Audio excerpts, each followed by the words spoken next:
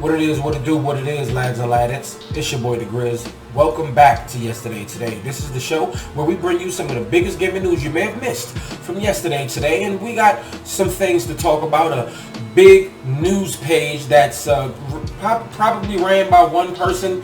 They are definitely retiring from Twitter. And then we got some other news on the PlayStation side. And it appears that those leaked PlayStation Plus Essential games for next month, it turns out that it's true. But also, if you like these videos, go ahead and hit the like button. If not, hit the dislike. Don't forget to subscribe down below. But let's get down into the nitty gritty.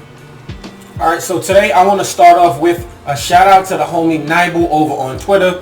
And if you know Nibel, if you're in the games and all of the news and stuff like that, then you know the Nibel account. Nibel and people like Wario64, people who we don't know who exactly they are, male or female, we don't know exactly who they are, but they're giving us deals, they're giving us news. And Nibel, for the last few years, Nibel has been on top of something. If something happens at 10 o'clock, 10:01, Nibel got it on the Twitter. And then, well, Nibel seemed to recently be overwhelmed as they are leaving the platform, and they tried to run a Patreon recently and it didn't work out, but they went ahead and said a goodbye, and they made sure they locked it on their Twitter page so nobody can use it. And this is the last message from Nibel.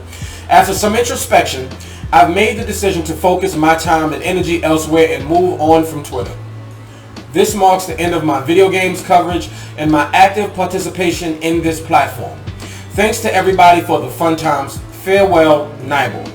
P.S. I'll leave the account up so that nobody can grab the handle for malicious purposes. And then that wasn't all that Nibel said. Nibel also went on Patreon and said, today, I will move on from both Twitter and Patreon. There won't be any games coverage from me on either platform. I've learned a lot in a short period of time. Unfortunately, I was not able to create an interesting and sustainable Patreon, which is evident in the number of patrons stagnated during the first weekend and the first of many pledges being deleted during the first week. I have miscalculated the value of my Twitter activity and realized that it is nothing worth supporting by itself for the vast majority of people. It is not me who is popular, but it is the work that is useful. It is not valuable by itself, but a comfortable time server. I get that now. And I used to go to Nibel a lot. If you've been watching my channel from the jump or you tuned into it recently, you've noticed that I, like many others, go to Nibel for a news source because Nibel had it right there. Boom, boom, boom. And then he would click the source and then you can go to the other sources. But Nibel was that Twitter feed, that was it. And I don't know if Nibel will ever see this, but thank you, homie, whoever you are, wherever you may be. And I hope that you just find something more sustainable and more peaceful. Peace. Next up, let's talk about Atomic Heart. Now, this is one of those action first-person shooter RPGs that I've just been yearning to find out more about. And I remember that like a couple years ago, we saw it and we was like, oh, this looks interesting.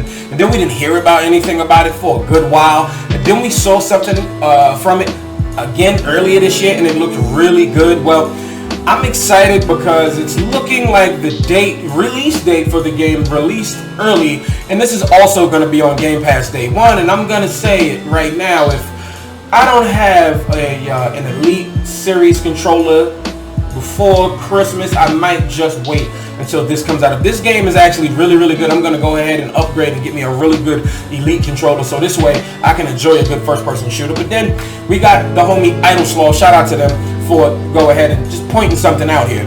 So it's Atomic Heart is IGN's first game of November, and they will be showing us stuff throughout the month. And there's going to be a release date that launched, well, I guess an hour, a launch trailer that released, not a launch trailer, a release date trailer that launched maybe about an hour before the releasing of this video. And well, Idle Sloth went ahead and looked at some of the source code of the video, and right here it says February 21, and of course we're not talking about 2021 because we're getting ready to be in 2023. So I'm really excited that this is rumored to be around that time, and we'll find out if you have found out basically at the point of watching this video, and hopefully this is true. And please believe that when that game does come out, and if it's actually really, really good, well, your boy will be doing extensive coverage. I'm going to be doing an extensive look anyway. It's on Game Pass, so why not? But are you excited about Atomic Hearts? Are you a fan of RPGs, action RPGs? Are you a fan of first-person shooters? Let me know down in the comments below. Alright, so let's talk about Onoma, or formerly known as Square Enix Montreal. Well, Embracer Group announced yesterday that, well, that's finito. Okay, they're closing the studio, but Square Enix Montreal is still around. It's kind of confusing, but shout out to Jason Schreier of Bloomberg, because even when he was with Kotaku, the man was on top of reporting, and I'm pretty sure that's why he's over at Bloomberg doing this thing. So he gave us some little snippets, because this stuff is hidden behind the subscription, and he says, news: Embracer has shut down Onoma. I'm going to go with Onoma, formerly Square Enix Montreal, which announced its new name just 3 weeks ago. Also, some Onoma staff will move to Eidos Montreal. Eidos canceled an unannounced game. Eidos working with Xbox on games like Fable. And then he went on and gave us some more and says, Onoma was part of the acquisition that saw Embracer take control of Eidos in the Tomb Raider, Deus Ex, and Legacy of Kain franchises. Remember when we had the survey and everything and said what do you want to see done with the Legacy of Kain games? That's what that was about. It was just a month ago, basically 3 weeks. The company informed staff at a 2 p.m. Eastern Time meeting today that Onoma is shutting down as the company pivots to focus only on PC and console. Okay. Eidos Montreal, which remains intact, canceled the Stranger Things inspired Kids on Bikes game that was rumored recently. They're now working on a new IP recently scoped, and here's what excites me: a new Deus Ex very, very early, and co-devs partners with Xbox, including Fable. So I'm excited to hear about all of this. Like, it's just, I don't want anybody losing their jobs and stuff like that, but I really just hope people just go, maybe they're going more internally or going to other places. I don't ever want to see anyone losing their job. That's quite unfortunate that it's being shut down this quick, but listen, I also want to express my excitement for a possible new Deus Ex game. So I wasn't a fan of the originals, but I was a fan of, I guess these are the prequels with Adam Jensen, and Deus Ex Human Revolution. Which one was before? Human Revolution was actually the first one, yes, with Adam Jensen, where he got all of these cybernetic enhancements. I thought that game was it got a lot of crap because they said you can go in stealthy, you don't have to kill anyone, and it was criticized for having to kill the bosses. And really, I just thought it was very narratively important for you to kill the bosses, but that's neither here nor there. I thought it was still a fantastic game, being able to see through walls, being able to smack somebody through walls, stab somebody through walls, or make a grenade hurricane around you with grenades coming out your arms.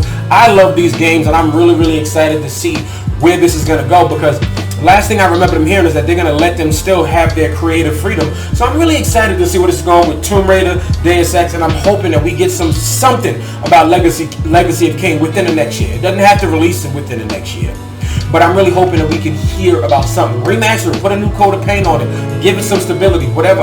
I'm buying it. I want to play it. So let me know what you think about all this in the comments below. Does it excite you? Does it sadden you? Do you even care? Holla at me. So EA made an official blog post about how they're teaming up with Marvel to make at least 3 games. And given the fact that EA has seemingly been turning over a new leaf, when we've had Titanfall 2, when we've had Jedi Fallen Order, it seems like they're turning over a new leaf, and I'm trying to see where they're going. They seem to be making a Monster Hunter style game as well. I'm really, really excited, and maybe we can see what's getting ready to happen with Marvel games. So let's go on over. Now, remember, they have a relationship with Disney, which owns Marvel, because they was doing Star Wars games and stuff like that. And, so now Star Wars is being all over the place. But let's go over this blog post, right? Today we announced we will collaborate with Marvel on a long-term deal to develop at least 3 new action-adventure games that will be available for consoles and PC. Each of these games will be their own original story set in the Marvel universe, with the first title in development being a single-player third-person action-adventure Iron Man game coming out of Motive Studios. Now, I'm excited about this, but I'm really cautious because, I mean, yes, of course we're going to go back to Anthem, and it's crazy that they would even go to EA. They sit there, yo, I see what y'all did with Anthem. Y'all look like y'all got those flying mechanics. Now, if you want to look at Anthem as a whole, like if you got in those suits, it felt pretty good when you were flying around and stuff like that. It feel like they nailed it. If they got a few more years, because this game isn't coming out tomorrow, next month, or the month after that, not just of yet, so they have more time to nail down these mechanics, and I believe it, because if the first Iron Man movie was great, the second two was meh, but I feel like if they just going and doing the original story, they can take some liberties with it. But let's see, just maybe don't even start him from the beginning. Maybe start him when he's in the middle somewhere and he's been Tony Stark for a little while, or maybe he's the grizzled veteran superhero, something. Just give us something good. And it's a single player. They highlighted that. And they also say, we look forward to welcoming Marvel into the EA family of creators and know this collaboration will produce exceptional experiences for our players. We can't wait to see players' reactions when they suit up as Iron Man and do the extraordinary things this superhero is known for. And then Marvel says, at Marvel we strive to find best-in-class teams who can take our characters on heroic journeys in ways they haven't before, and collaborating with Electronic Arts will help us achieve that. We pride ourselves on being enthusiastic, creative collaborators with developers so they have the freedom to create something deeply unique and truly remarkable. The team at Motive is getting started on that with their Iron Man video game, and we can't wait for players to learn more in the far future, just like I say. And lastly, developed in collaboration with Marvel, the Iron Man game will feature an original narrative that taps into the rich history of the character, kind of what I was just saying here, channeling the complexity, charisma, and creative genius of Tony Stark, and enabling players to feel what it's like to truly play as Iron Man. So this ain't no real-time strategy or nothing like that, right? It's not point and click. You're actually going to be in a suit. Maybe like Iron Man and Exo Man of War, but not side-scrolling. Remember that game on PlayStation? The original I actually still have that. Anyway, the team is being led by Olivier Proulx. Forgive me if I mispronounced that. Let's say Olivier Proulx, who brings experience working on past Marvel titles like Marvel's Guardians of the Galaxy, and is joined by the dedicated team of passionate industry veterans, including Ian Frazier,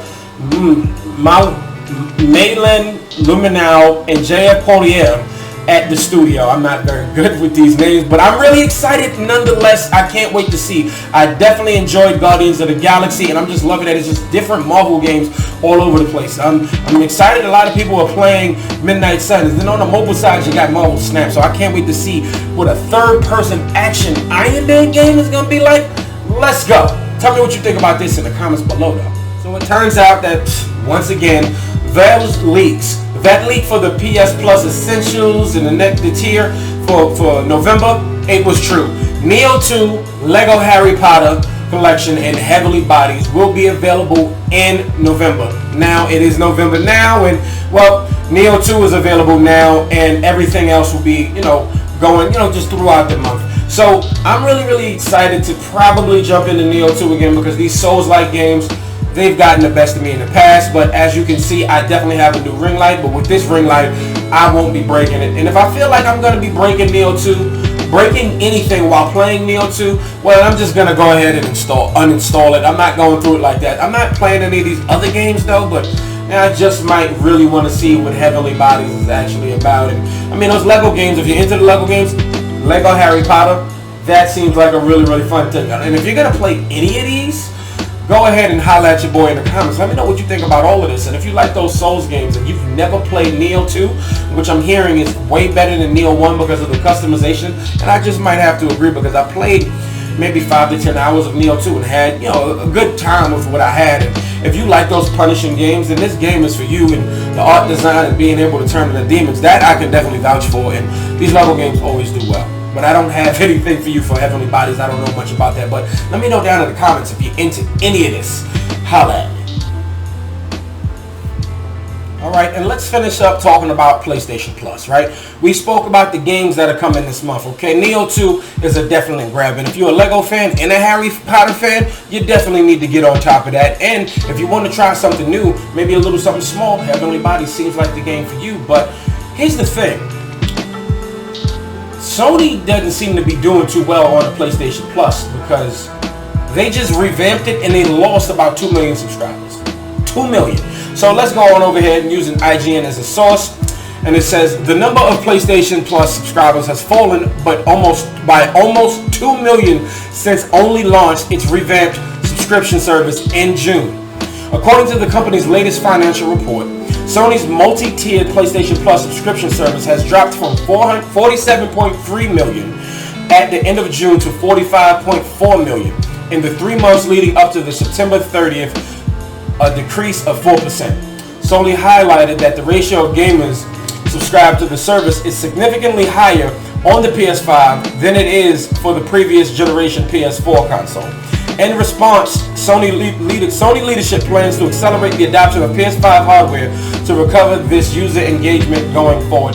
I mean, listen, when you launch something new, there's always going to be some hiccups. Game Pass was like, I remember when they dropped Game Pass and they said all the games get day and date straight up, and it was just like nothing there except some of the games that are already released. Not just put all that on Game Pass, and then some third-party stuff, and then Game Pass built up. And you know how some of these games, these always online games, these Destinies, and shout out to PlayStation because they own Bungie now, and the Division. Some of these games, most of these games, but Overwatch 2 specifically recently, they launch with issues, and a lot of these services launch with issues, and they're gonna find their footing to see, look, people are like, nah, this isn't what I want to do. Now, I'm also wondering if people were just in the house regularly during the pandemic and they said, hey, let me game, I'm in the house, but everybody, with the president over here declaring that the pandemic is over, basically, we're just, we're outside, everybody's working 9 to 5 and Monday to Friday. Not everybody has remote days. Some people have some completely remote jobs, but I'm one of those people that don't. And so maybe people are unsubscribing now because they got their fulfillment, or maybe they just don't see anything in there. Like me, prime example, I waited, and then I jumped on the PlayStation Plus Premium. What's the second tier? PlayStation Plus, PS Plus Extra. I have Extra.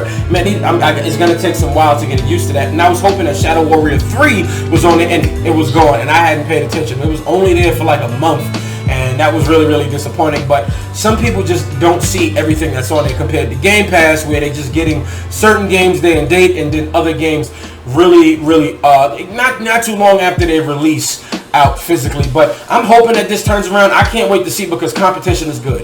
PlayStation Plus is literally now basically PlayStation's Game Pass, and hey, competition is healthy. I'm a big wrestling fan. WWE versus AEW, it's really healthy. Both companies are thriving right now. It's no reason that both Xbox Game Pass and PlayStation Plus and all 3 tiers can't thrive.